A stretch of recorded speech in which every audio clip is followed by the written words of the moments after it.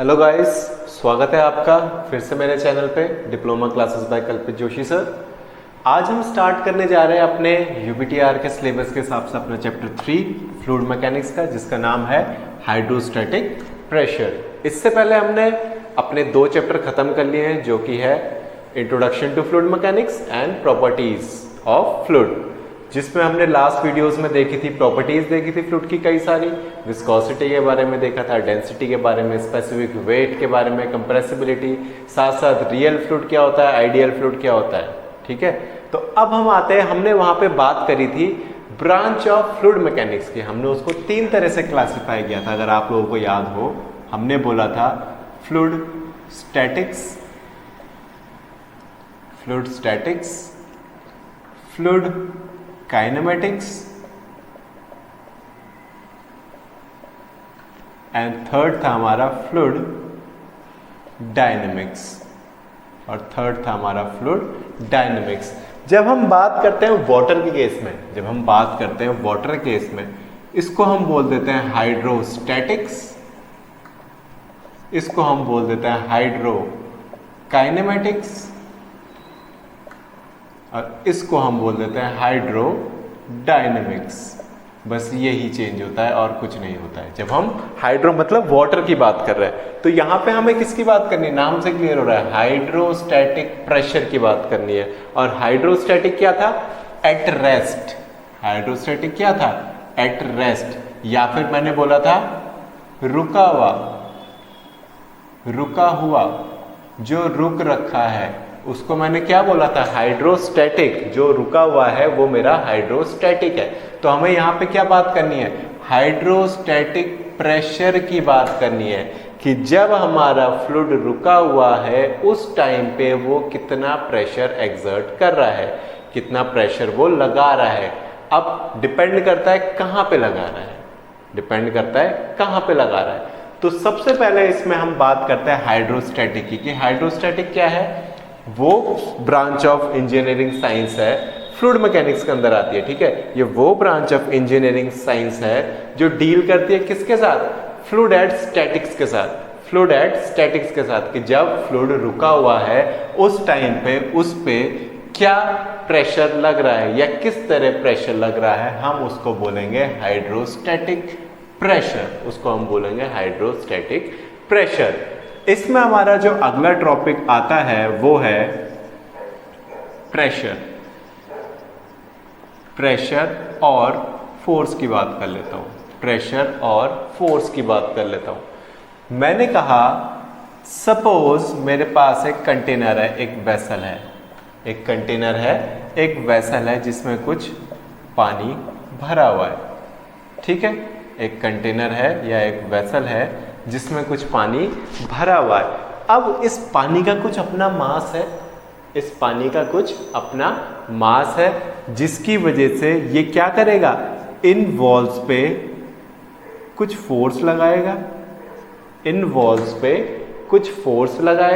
ठीक है कि नहीं, वो क्या कर रहा है, इन वॉल्स पे एक फोर्स लगाएगा। अब इस प्रेशर को उससे कंफ्यूज मत करना कि फोर्स अपॉन एरिया, ये केवल प्रेशर हम बोल रहे हैं कि ये जो फोर्स लगा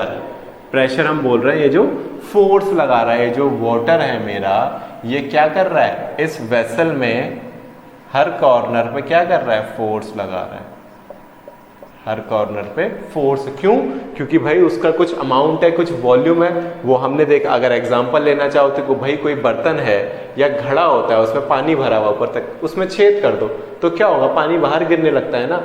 क्यों गिरने लगता है, क्योंकि वो फोर्स लगा रहा है तभी तो गिरने लगता है। अगर वो फोर्स नहीं लगा रहा होता तो वहीं रहता, वो कहीं जाता ही नहीं। या तो हम बोले कि हमने घड़े में बर्फ डाल दिया, जमा के रख दिया उसको, तब वो भी एक टाइम तक ही रहेगा। ऐसा थोड़ी है कि वो हमेशा के लिए जम गया। अगर मैंने उसे माइनस टेम्परेचर पे रखा है तभी वो हमेशा के लिए जमा रहेगा।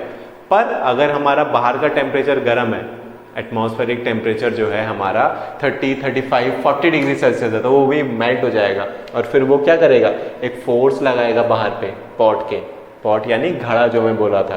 तो जैसे ही मैंने उस घड़े को तोड़ा, क्या हुआ, पानी बाहर गिरने लग गया। देखते हो कई बार तुमने देखा है, अगर कोई भी चीज किसी बर्तन में फ्लूइड भरा हुआ और उसमें छेद हो जाए तो फ्लूइड बाहर गिरने लगता है। क्यों गिरने लगता है? क्योंकि वो एक फोर्स लगा रहा होता है। क्योंकि वो एक फोर्स लगा रहा होता है। ठीक है, तो यही इसी फोर्स की हम बात कर रहे हैं कि जब वो एक वेसल में भरा है तो वो उस वेसल में क्या कर रहा है, एक फोर्स लगा रहा है। और फोर्स की यूनिट क्या होती है, फोर्स यूनिट क्या होती है, न्यूटन। फोर्स की यूनिट क्या होती है, न्यूटन। तो ये तो हो गया हमारा फोर्स के बारे में कि भाई फोर्स क्या होता है, या फ्लूइड में फोर्स कैसे लग रहा है, या फ्लूइड में प्रेशर कैसे लग रहा है। नेक्स्ट जो टॉपिक आता है वो आता है हमारा इंटेंसिटी ऑफ प्रेशर। नेक्स्ट जो टॉपिक आता है हमारा इसमें वो आता है इंटेंसिटी ऑफ प्रेशर। ये तो था फोर्स, या सिंपल मैंने प्रेशर बोला। अब जो हम फोर्स पर यूनिट एरिया की बात कर रहे थे उसको यहाँ पे बोला गया है इंटेंसिटी ऑफ प्रेशर। उसको यहाँ पे बोला गया है इंटेंसिटी ऑफ प्रेशर, कि किस इंटेंसिटी से हमारा प्रेशर लग रहा है, किस इंटेंसिटी से हमारा प्रेशर लग रहा है। इसको डिनोट करेंगे कैपिटल पी से, हम कैपिटल पी से करते हैं। वैसे अगर आप अपनी बुक के हिसाब से देखोगे तो उसने स्मॉल पी से डिनोट कर रखा है इसको, और जो हमारा फोर्स या प्रेशर है उसको कैपिटल पी से डिनोट कर रखा है। तो चलो हम स्मॉल पी ही मान के चलते हैं। इंटेंसिटी ऑफ प्रेशर को डिनोट करते हैं स्मॉल पी से, जो कि हमारा होता है फोर्स पर यूनिट एरिया। अभी तो हम कह रहे थे केवल फोर्स लग रहा है, अभी तो हम कह रहे थे केवल फोर्स लग रहा है। अब हम कह रहे हैं कि प्रेशर फोर्स लग रहा है, या इंटेंसिटी ऑफ प्रेशर क्या है, फोर्स पर यूनिट एरिया। वही वाला एग्जांपल लेके चलते हैं कंटेनर वाला, कि कंटेनर में पानी भरा हुआ है। तो मैंने कहा ये पानी क्या कर रहा है, एक फोर्स लगा रहा है, एक फोर्स लगा रहा है। तो कितने यूनिट एरिया पे वो फोर्स लगा रहा है, कितने यूनिट एरिया पे वो फोर्स लगा रहा है, वो मेरा होता है इंटेंसिटी ऑफ प्रेशर। तो इंटेंसिटी ऑफ प्रेशर को डिफाइन कैसे करोगे, कि force applied per unit area is known as intensity of pressure. तो ऐसा यूनिट क्या निकल के आई यहां से, इसकी ऐसा यूनिट आ गई Newton per metre square. Newton per metre square, ये हमारी क्या आ गई, ऐसा यूनिट आ गई। क्लियर है, इंटेंसिटी ऑफ प्रेशर और प्रेशर।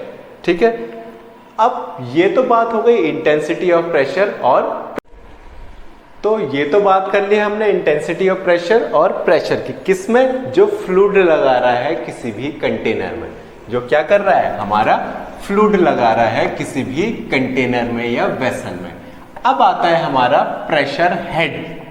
हेड मतलब एक हाइट की बात कर रहा हूं, हेड मतलब एक हाइट की बात कर रहा हूं, कि pressure head of a liquid, कि कितना प्रेशर हेड, मतलब कि हाइट के साथ क्या होगा, हाइट या फिर हम बोलेंगे डेप्थ। हाइट बोलेंगे जब एयर की बात करेंगे, डेप्थ बोलेंगे जब वाटर या रिवर की बात करेंगे। तो यहां पे बात हो रही है pressure head of a liquid की, pressure head of a liquid.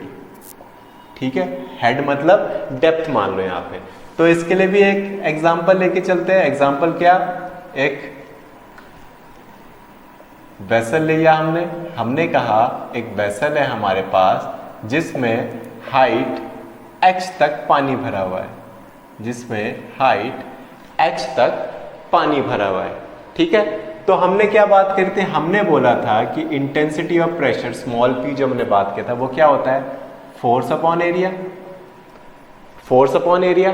तो यहां फोर्स कौन लगा रहा है, यहां फोर्स कौन लगा रहा है, ये जो लिक्विड है यहाँ पे, या जो फ्लूइड है हमारा, लिक्विड बोल लो चाहे फ्लूइड बोल लो, वही तो लगा रहा है।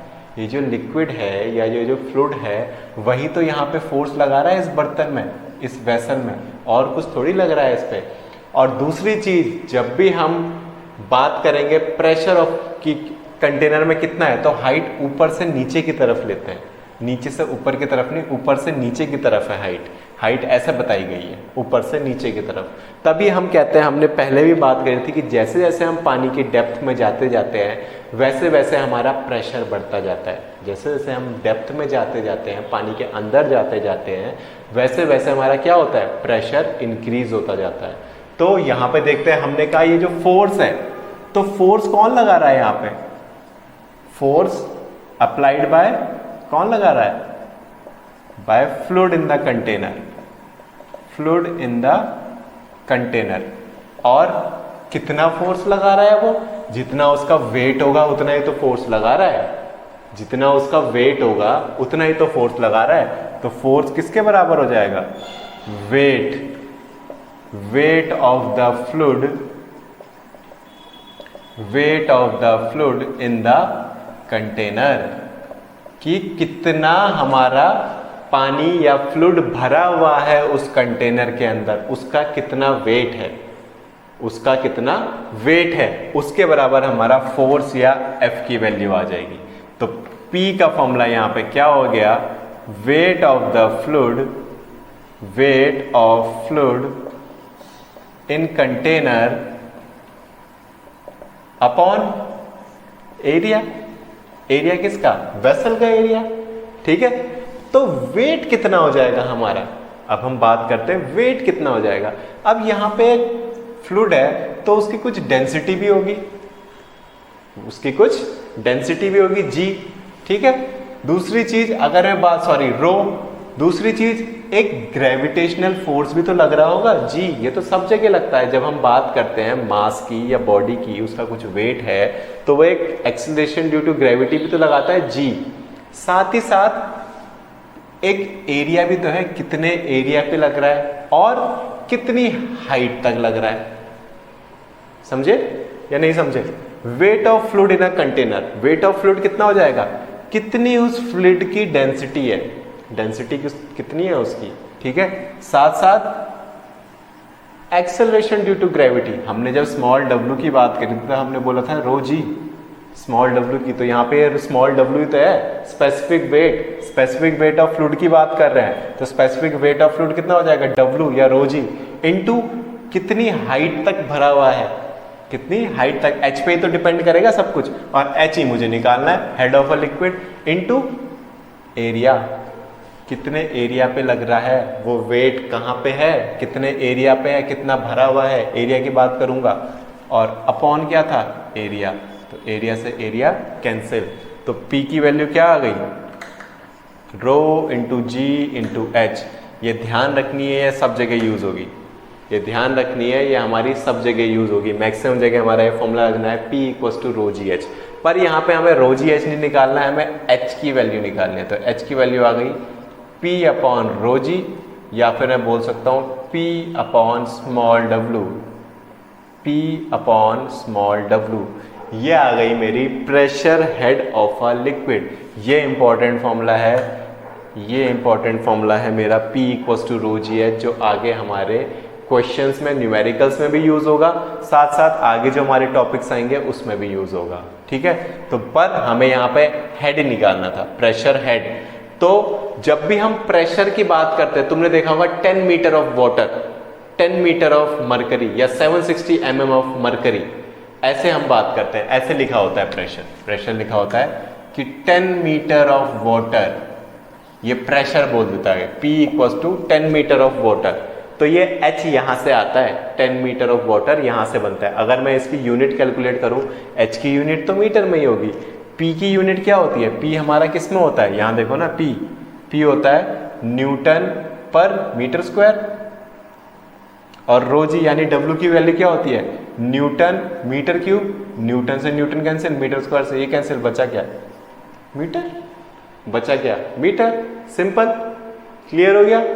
ठीक है, तो अब यहां पे बात कर लेते हैं पहले यूनिट्स की, प्रेशर की कुछ यूनिट्स की बात कर लेते हैं। कई सारी यूनिट आती है इसमें, अलग अलग यूनिट्स में दिया रहता है, तो हम प्रेशर की यूनिट्स की बात कर लेते हैं। इंटेंसिटी ऑफ प्रेशर बोला था जिसको हमने, P की बात कर रहे हैं हम, P equal to rho g h होता है, P equal to rho g h होता है। ठीक है, एक तो हमें सीधे पता है कि न्यूटन पर मीटर स्क्वायर होती है इसकी unit, Newton per metre square होती है इसकी यूनिट। ठीक, तो रो से अगर मैं यहां से भी निकालना चाहूं तो यही निकल के आएगी, अगर मैं यहां से भी निकालना चाहूं तो यही निकल के आएगी। दूसरी इसकी यूनिट होती है, वो होती है पास्कल, पास्कल यूनिट्स, पास्कल। ठीक है, अब पास्कल और न्यूटन पर मीटर स्क्वायर में क्या रिलेशन है? इनमें डायरेक्ट रिलेशन है, 1 newton per metre square equals to 1 pascal. 1 newton per metre square equals to 1 pascal. फिर एक यूनिट आती है एटमॉस्फेरिक, 1 atm लिखा रहता है, एटमॉस्फेरिक प्रेशर, या फिर 1 एटमॉस्फेरिक नहीं आता, 1 बार, BAR, बार में दी रहती है यूनिट, 1 बार। अब इसको कैसे कन्वर्ट करते हैं, 1 बार का कन्वर्जन कैसे, 1 बार इक्वल्स टू 1 इंटू 10 की power 5 Newton per metre square, 1 into 10 की power 5 Newton per metre square equals to 10 की पावर 5 पास्कल। पास्कल को शॉर्ट में PA लिखते हैं। ये हमारी इंपॉर्टेंट यूनिट्स हैं। ये मेरी प्रेशर की इंपॉर्टेंट यूनिट है, ऐसा यूनिट जो जनरली पूछी जाएगी न्यूमेरिकल्स में, पास्कल में दे देगा, बार में दे देगा, उसको हमें न्यूटन पर मीटर स्क्वायर में लाना पड़ेगा, उसको हमें न्यूटन पर मीटर स्क्वायर में दे देगा, निकालना पड़ेगा। तो उसके लिए मुझे पता होना चाहिए कि मैं कन्वर्ट कैसे करूँगा। 1 बार है तो वो होता है हमारा 10 की power 5 Newton per metre square, और अगर 1 न्यूटन पर मीटर स्क्वायर है तो उसका डायरेक्ट कन्वर्जन है सीधे पास्कल में, जितना न्यूटन पर मीटर स्क्वायर उतना ही मेरा पास्कल होता है। ठीक है, समझ गए? ये थी मेरी SI यूनिट, किसकी, प्रेशर की, या इंटेंसिटी ऑफ प्रेशर जो हमने टॉपिक किया था। तो चलिए इसी टॉपिक पे कुछ न्यूमेरिकल्स देख लेते हैं कि प्रेशर के ऊपर हमने जो बात करी है अभी कि प्रेशर इंटेंसिटी का फॉर्मूला क्या था, ρGH।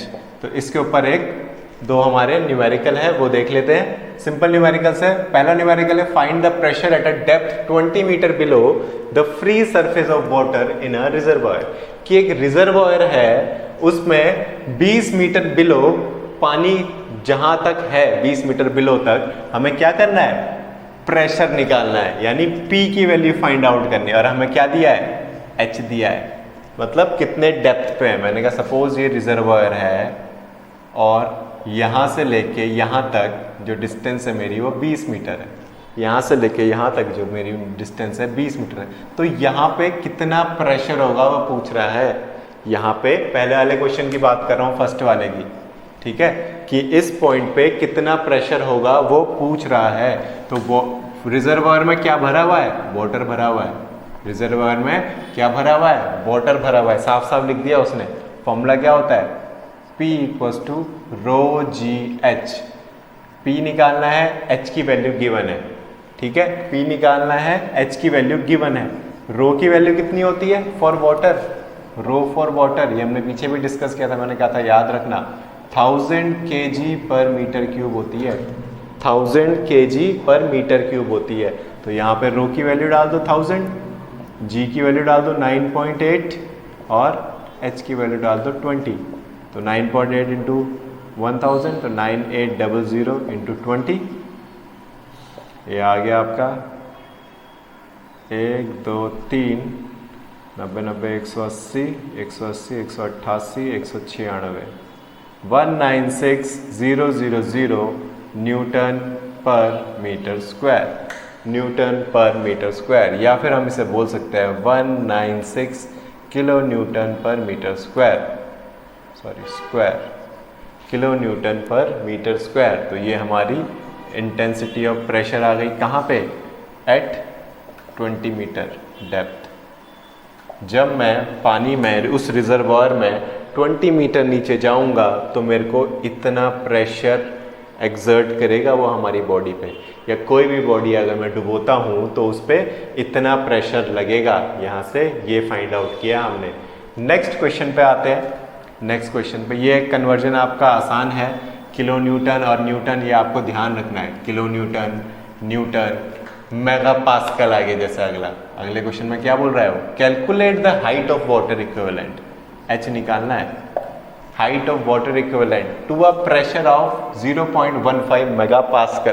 पास्कल में दे दिया उसने, न्यूटन पर मीटर स्क्वायर नहीं बोला, उसने प्रेशर की वैल्यू दे दी 0.15 मेगा पास्कल, 0.15 मेगा पास्कल उसने वैल्यू दे दी कि हमारी मेगा पास्कल वैल्यू है किसकी, प्रेशर की। और हमने कन्वर्ट किया था मेगा पास्कल, यानी 1 पास्कल इक्वल्स टू कितना होता है, 1 न्यूटन पर मीटर स्क्वायर होता है। और मेगा का मतलब होता है 10 की पावर 6, मेगा का मतलब होता है 10 की पावर 6। तो हमें प्रेशर की वैल्यू कितनी दे दी है, 0.15 into 10⁻6 newton per metre square. 5.15 into 10⁻6 newton per metre square. और मेरा फॉर्मूला क्या होता है? P equals to rho g h. P equals to rho g h. और P की वैल्यू कितनी है? 0.15 इंटू 10⁻6। रो की वैल्यू कितनी है? फिर से वही चीज़ है, वाटर दे दिया तो रो की वैल्यू कितनी हो जाएगी? 1000। जी की वैल्यू 9.8 और एच की वैल्यू मुझे फाइंड आउट करनी है कि इतना प्रेशर कितनी हाइट पे लगेगा। इतना प्रेशर कितनी हाइट पे, तो एच की वैल्यू हो गई 0.15, हटा देते हैं तो बचता है 15 इंटू 10⁻4 अपॉन 1000 इंटू 9.8। 3 जीरो से ये 3 गया, ऊपर बचा 150, नीचे बचा 9.8। इसे सॉल्व कर लेते हैं। 150 अपॉन 9.8, 150 अपॉन 9.8, ये आ जाता है हमारा निकल के 15.30 मीटर। तो इतनी हाइट पे हमारा इतना प्रेशर लग रहा है कि जब मैं इतना डीप जाऊंगा पानी में, 15.30 मीटर जाऊंगा, तो मेरा इतना फोर्स लगेगा, तब हमारा इतना फोर्स लगेगा। ठीक है, समझ गए? आज का ये टॉपिक हमारा टॉपिक क्या क्या था कि प्रेशर क्या होता है, इंटेंसिटी ऑफ प्रेशर की बात करी, कि प्रेशर हेड क्या होता है, कुछ यूनिट्स की बात करी, और साथ ही साथ हमने किसकी बात करी? कुछ न्यूमेरिकल सॉल्व किए। ठीक है, तो जैसे कुछ बच्चों ने कमेंट्स में लिखा था अप्लाइड मैकेनिक्स के लिए, उसकी भी हम जल्दी ही क्लास स्टार्ट करेंगे। कुछ बच्चों का मुझे मैसेज ये भी आया था कि वो सोम पढ़ना चाहते हैं। ठीक है, हम पूरी कोशिश कर रहे हैं कि हम और सब्जेक्ट्स भी आपके अल्टरनेट चलाते रहें साथ में, जो सब्जेक्ट्स मैं कवर कर पाऊंगा आपके। फिलहाल हम एफएम पे फोकस करे हुए हैं, एफएम चल रहा है। जल्दी ही हम अप्लाइड मैकेनिक्स भी स्टार्ट कर देंगे, और साथ ही साथ हम कोशिश करेंगे कि हमारा स्ट्रेंथ ऑफ मटेरियल जो सोम, वैसे तो आपके स्ट्रक्चर मैकेनिक्स 4th सेम में होता है, पर कुछ बच्चों ने, जैसे आपके पास आउट जो आपके फाइनल ईयर होते हैं स्टूडेंट्स, जिनको चाहिए उस टॉपिक के बारे में नॉलेज, तो उन्होंने रिक्वेस्ट डाली है सोम के लिए, तो हम वो चैनल में भी ऐड कर देंगे अपने कुछ लेक्चर्स। तो धीरे धीरे करके हमारे लेक्चर्स आएंगे, देखते रहिए, सब्सक्राइब करिए, लाइक करिए, शेयर करिए, ज़्यादा से ज़्यादा इस वीडियो को फैलाइए ताकि और लोग भी इससे कुछ ना कुछ गेन कर पाए। तो ठीक है बच्चों, मिलते हैं अगले वीडियो में। Okay, good bye.